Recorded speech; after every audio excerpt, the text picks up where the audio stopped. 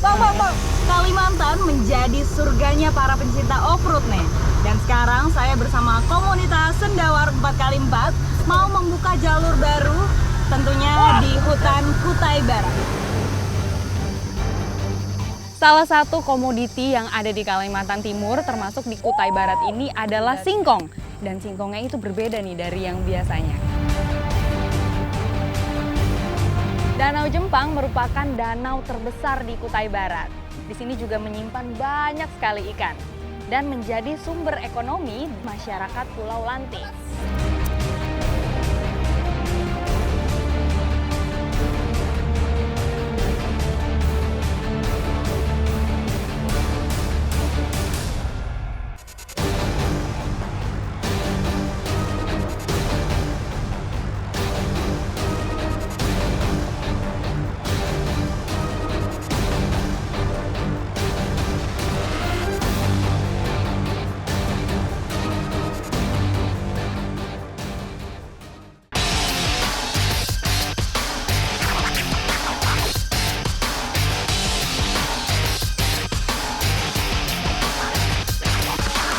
Belantara hutan Borneo menjadi awal petualangan saya kali ini. Tepatnya di Desa Teraju, Kabupaten Kutai Barat, Kalimantan Timur. Kalimantan menjadi surganya para pencinta off-road nih. Dan sekarang saya bersama komunitas Sendawar 4x4 mau membuka jalur baru tentunya di hutan Kutai Barat. Ikuti jejak saya, jejak petualang.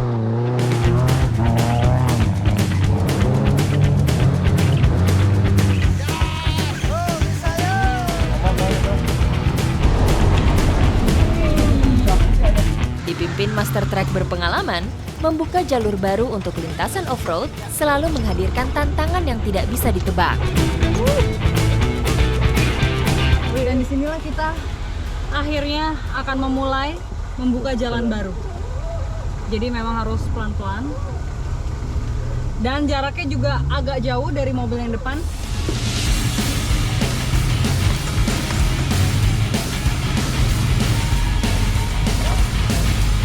Sungguh menguji ketangkasan saya mengendarai mobil berdouble gardan ini. Wow, bang. Wow. Semakin jauh kami berjalan, ada saja hal yang tidak terduga.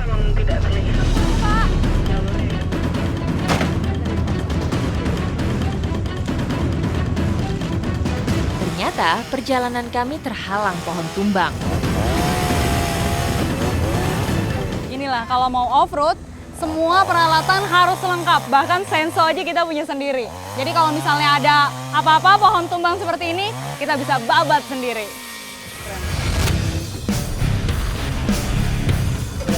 Semakin masuk ke dalam hutan, medan yang kami hadapi begitu bervariasi.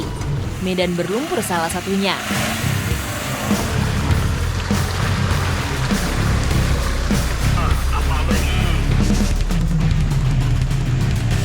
Kendala kalau membuka jalur baru memang seperti ini. Pasti terjebak di tanah yang berlumpur dalam, pohon-pohon juga betul-betul rapat sekali. Jadi nggak heran lah kalau misalnya tiba-tiba harus ada yang ituin. Oke. Lurus. Ya.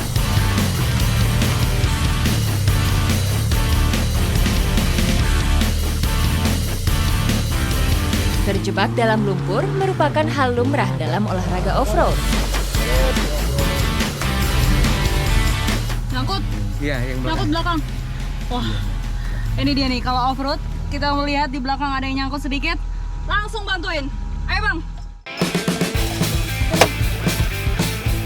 Akhirnya mobil ini harus ditarik dengan menggunakan winch, yaitu tali seling baja yang mampu menarik beban hingga 9 ton. Alat ini berfungsi untuk recovery ketika mobil terjebak di dalam obstacle. Sekarang selingnya mau disangkutin ke pohon biar dia nanti ngegasnya lebih enak. Oke. Stop.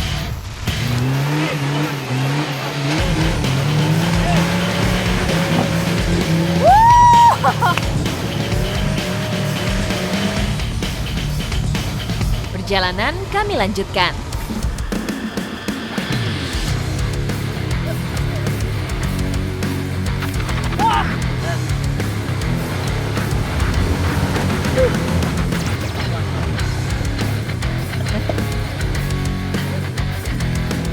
satu mobil berhasil menyeberangi anak sungai.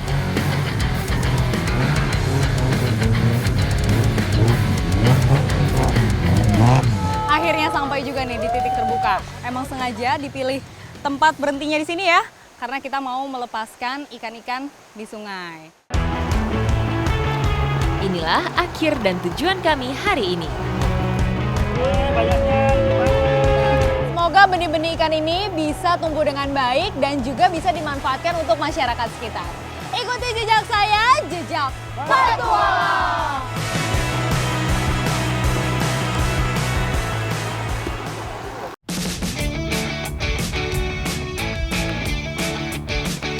Puas berpetualang di belantara hutan, saya menyambangi Danau Jempang. Melihat kearifan lokal masyarakat setempat, tepatnya di Pulau Lanting. Danau Jempang merupakan danau terbesar di Kutai Barat.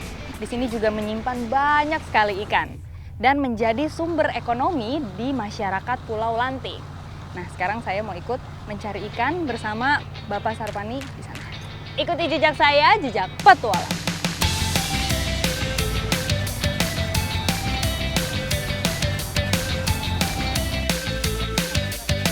Ikan menjadi buruan utama. Saat air sedang tinggi, banyak jenis ikan tinggal di dalamnya. Saat itulah menjadi berkah bagi para nelayan. Proses penangkapan ikan masih dilakukan secara tradisional. Ini dia rahasia di balik banyaknya ikan-ikan yang ada di samping saya. Jadi sebagian warga di sini memang pasti punya yang namanya rengge. Nah, terus ditarik dan ditandai dengan ini dia, turus.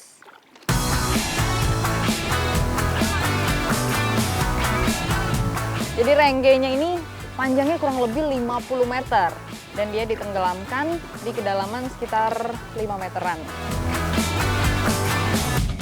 Pengecekan dan pemasangan rengge lebih baik di pagi hari. Selain menghindari teriknya panas matahari, ikan lebih banyak keluar di waktu tersebut untuk mencari makan. Jadi ini yang di samping saya juga sebenarnya jenisnya bermacam-macam, bervariasi, tapi dari segi warna sih mirip semua. Ya! Untung nggak jatuh. Dari segi warna mirip semua. Hasil tangkapan memang tidak bisa diprediksi. Beruntung, kali ini banyak ikan yang menyangkut pada rengge.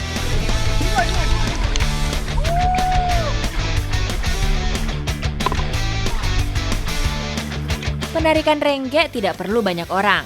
Sendiri pun bisa selesai dalam waktu yang cepat. Kalau renggenya sudah selesai diangkat, sekarang waktunya saya dan Pak Sarpani untuk pindah lokasi dan biasanya ditebar lagi. Karena di sana mungkin potensi ikannya jauh lebih banyak. Di sini tadi udah habis. Ayo Pak, kita bisa lanjut. 10 meter dari sini ya Pak? Oke. Pemasangan jaring dilakukan setiap hari. Untuk menjaga habitat ikan yang ada di sini, makanya nelayan-nelayan masih menggunakan ini dia, rengge. Dan rengge yang di sini tuh rata-rata sama ya Pak, yang dipakai ini 5 cm gitu. Jadi langkah menebar rengge yang pertama itu siapkan dulu turusnya. Ini diikat ke renggenya, baru kita turunin pelan-pelan.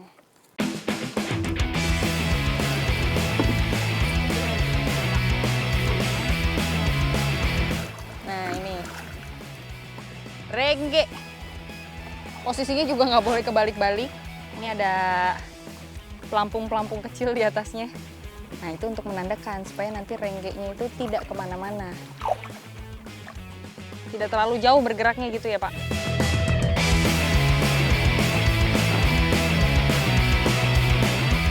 Tebar lagi. Rengge yang ditebar sekarang ini biasanya ditinggal beberapa jam. Atau bahkan bisa semalaman, terus baru diambil besoknya lagi. Nah ini sekarang ikan-ikan yang ada di samping saya ini, selain dijual, biasanya juga suka diasinkan kalau di sini. Ikan hasil tangkapan langsung dibawa ke pengepul untuk dijual di pinggir kampung yang berbatasan langsung dengan danau. Sekarang kita sudah sampai di tempat pengepul atau sekaligus menjadi tempat pengolahan ikan. Nah, ini ikan-ikan yang tadi udah diambil, sekarang mau dijual sekaligus juga mau diolah.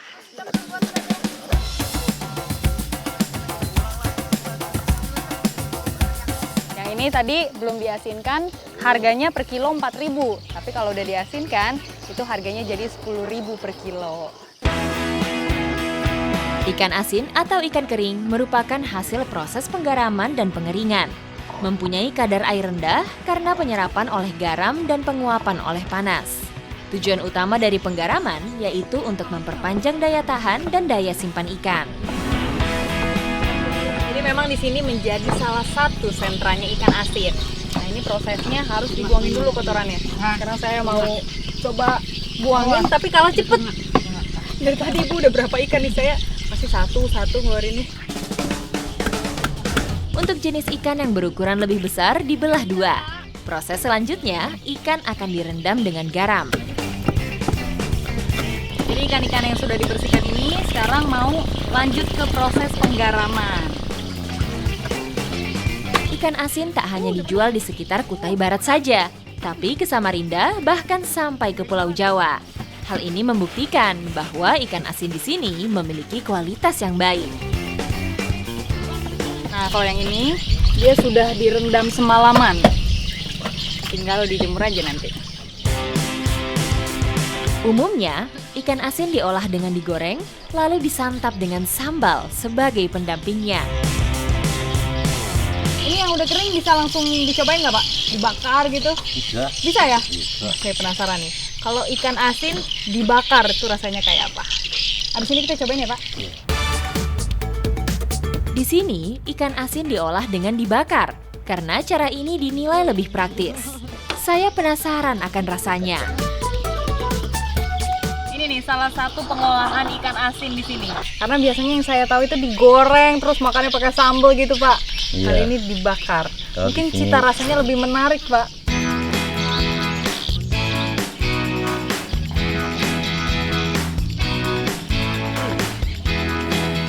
Udah mengering nih. Dari aromanya udah tercium. Luar biasa.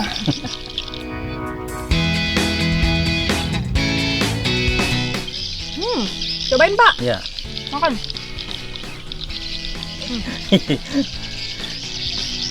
Ini rasanya semakin gurih karena ada perpaduan asin dan juga asap bakarannya.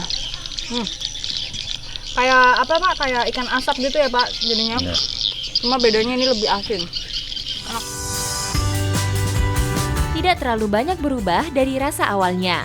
Hanya saja, tekstur dagingnya lebih lembut. Di Pulau Lanting ini segala jenis ikan itu bisa diasinkan. Bahkan penjualannya itu bisa sampai ke Pulau Jawa, Pulau terus Jawa. ke mana lagi Sumatera juga ya Pak. ya. Wah udah kemana-mana luar biasa.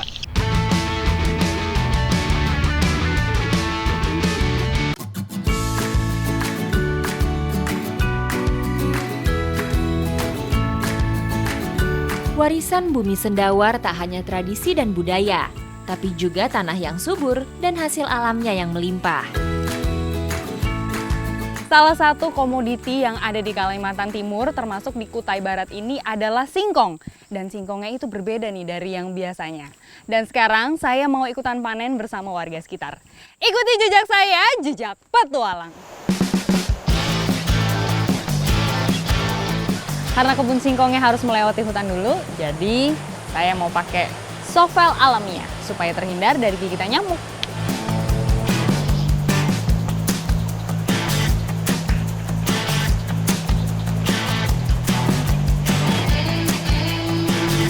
Nah, sekarang udah aman nih.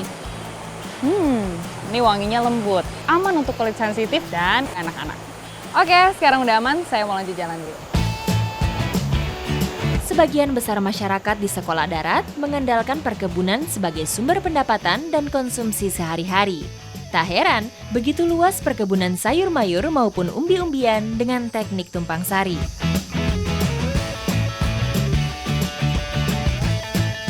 Nah, jadi ini dia pohon singkongnya. Di bawahnya itu ada singkong gajah namanya. Terlihat dari pohonnya itu dia besar-besar dan juga tinggi. Nah, kayak yang di belakang saya tuh, kelihatan juga tinggi banget. Terus katanya ini juga dalamnya udah gede ya, Bu? Apalagi yang belakang, makanya saya mau cek dulu yang di sini. Panen dilakukan secara bersama-sama untuk mempermudah membawa singkong dalam jumlah yang banyak. Mudah. Bisa nggak nih? Coba. Wow. Nah. Ini dia nih, singkong gajahnya. Ya, potek lagi, Bu. Potek satu. Tuh, ini katanya yang masih muda, tapi masih muda aja bentuknya udah sebesar ini. Hampir kayak lengan saya nih. Nggak beda jauh. Jadi memang singkong gajah ini tuh dulu asalnya dari Dinas Pertanian. Nah, karena disukai oleh banyak warga, akhirnya ditanam terus sampai sekarang. Bu, ini beracun nggak? Nggak beracun ya? Tapi kalau dimakan langsung bisa? Bisa. Beneran? Enggak bisa. Maksudnya dimakan langsung itu direbus dulu. Bisa. Oh, harus direbus dulu. Digoreng. Kalau makan langsung ya enggak ada lah. Kirain bisa, Bu. Ini saya mau langsung gigit. Oh, jangan. Tidak. Disebut singkong gajah karena berukuran sangat besar. Merupakan varietas unggul yang mampu menghasilkan singkong 2 kali lebih banyak dibanding singkong biasa. Wah, Ibu ini tinggi sekali pohonnya. Memang sudah agak tua dia. Udah tua ya? Panen juga dilakukan secara berkala, tidak hanya dalam 1 hari. Lihat nih, panjang nih kayaknya. Iya, Wah, besar dari lengan Feby ini. kalau ini panjang. Iya. Lebih panjang tuh.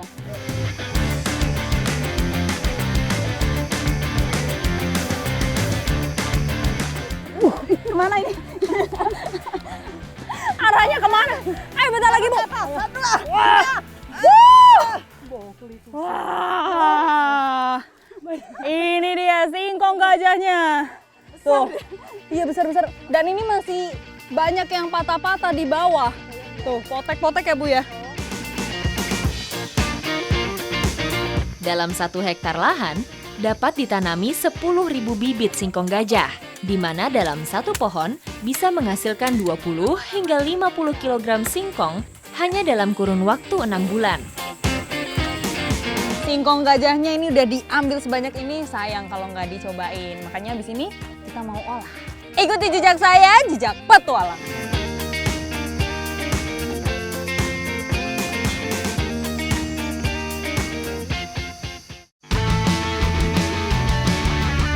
Sumber karbohidrat ini tak hanya dijadikan makanan pengganti nasi, tapi juga dibuat menjadi kudapan.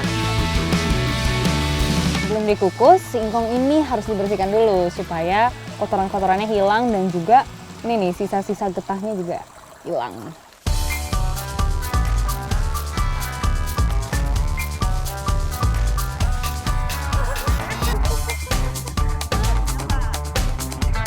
Jadi ini singkong gajahnya mau diolah menjadi kudapan namanya bulok singkong. Bulok jabau. Jabau itu singkong. Nah, jadi ini harus dihaluskan terlebih dahulu supaya nanti bisa dicampurkan dengan kelapa dan juga gula merah. Apa itu Bu artinya? Semua bahan sudah halus, sekarang waktunya ini semua dicampurkan jadi satu. Sebelum dibungkus di daun pisang. Kudapan lalu dikukus selama hampir 1 jam atau ketika warna daun pisang berubah hijau ketuaan. Aroma harum dari gula merah yang tercampur dengan kelapa menyeruak, membuat saya penasaran akan rasanya. Ini wangi. Ayo bagi-bagi. Bu, ini saya pengen langsung cobain ya. Oke.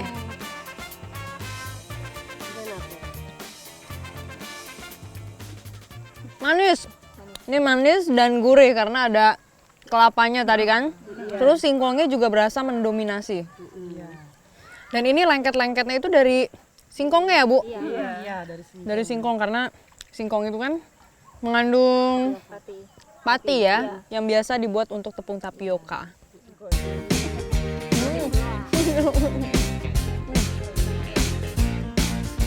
Bulog Jabau Gajah ini menjadi makanan khas karena singkongnya juga khas, yaitu singkong gajah. Dan biasanya dinikmati oleh ibu-ibu sehabis berkebun. Dinikmatin sama-sama kayak gini, enak ya Bu ya? Pokoknya rasanya nyaman was. Ikuti jejak saya, jejak petualang.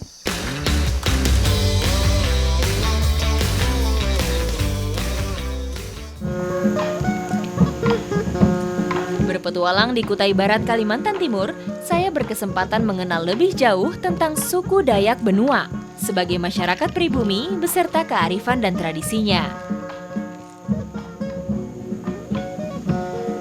Sudah menjadi tradisi kalau ke Kalimantan pasti disambut dengan tari-tarian. Seperti sekarang ini saya disambut dengan tarian gantar di Lakambilen, Kutai Barat, Kalimantan Timur. Kenapa disebut tarian gantar? Karena ini dia. Namanya gantar, yang biasanya diisi biji-bijian. Ada jagung, ada beras, untuk menghasilkan suara yang menarik.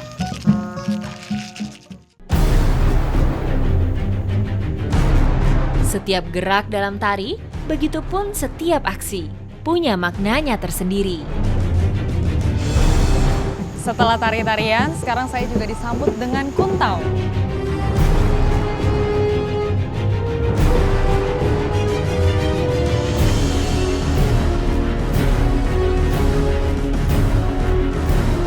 Saya sudah boleh masuk dan akan disambut dengan tanda, yaitu tepung dan juga disirami air.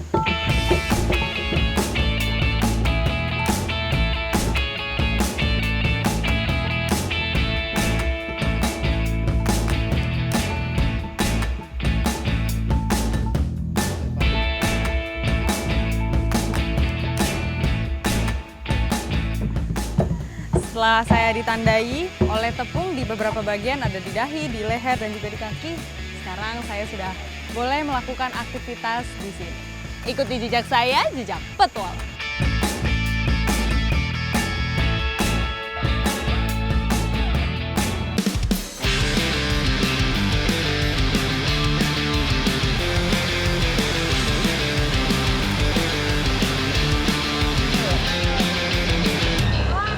Petualangan menyusuri belantara, saya lanjutkan.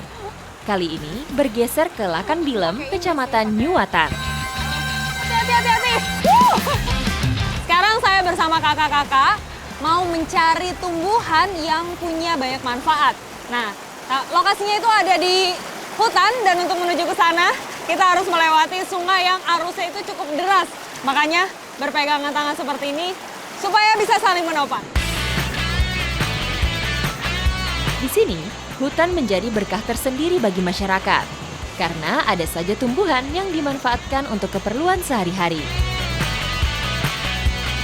Tumbuhan yang kita cari ini memang masih liar, dan di hutan yang vegetasinya itu masih rapat.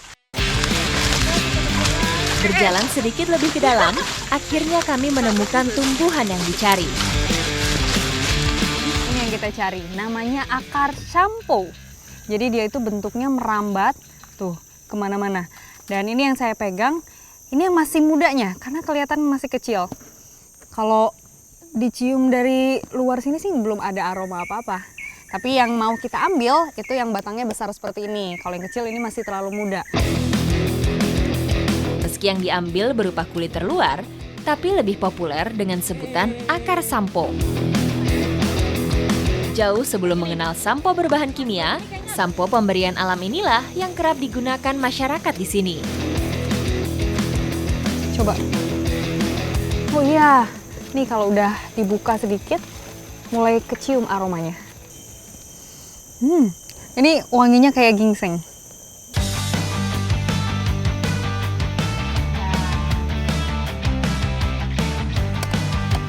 Bagian yang diambil itu selalu di lapisan yang terluarnya aja karena dia mengandung busa.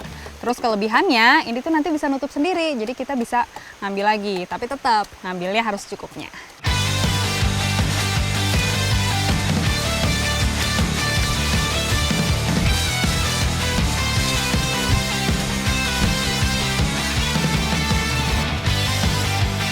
penggunaan akar sampo ini tidaklah rumit.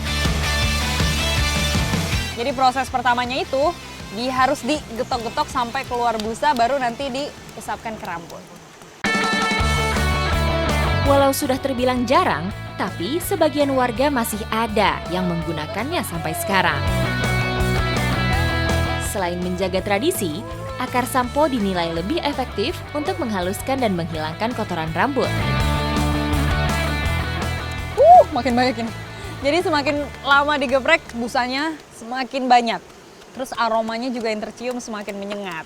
Nah, kalau udah kayak gini, busanya tinggal diperes aja gini, terus nanti diaplikasikan ke rambut. Coba langsung. Ya. Oh, dibasahin dulu rambutnya sebelum dipakai ya? Iya. Oke, kalau gitu. Ayo kita celupin kepala di sini. Langsung aja, usap.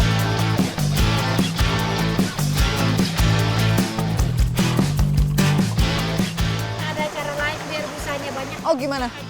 Oh, dikucek. Coba ya. Oh iya, bener. Langsung banyak di sini busanya. Memang terbukti ya, ini shampoo dari akar bisa menghasilkan rambut yang cantik. Ini udah rambutnya panjang, hitam berkilau, lembut, luar biasa. Efek penggunaan akar sampo tidak langsung bisa dirasakan, melainkan harus dilakukan secara berkala.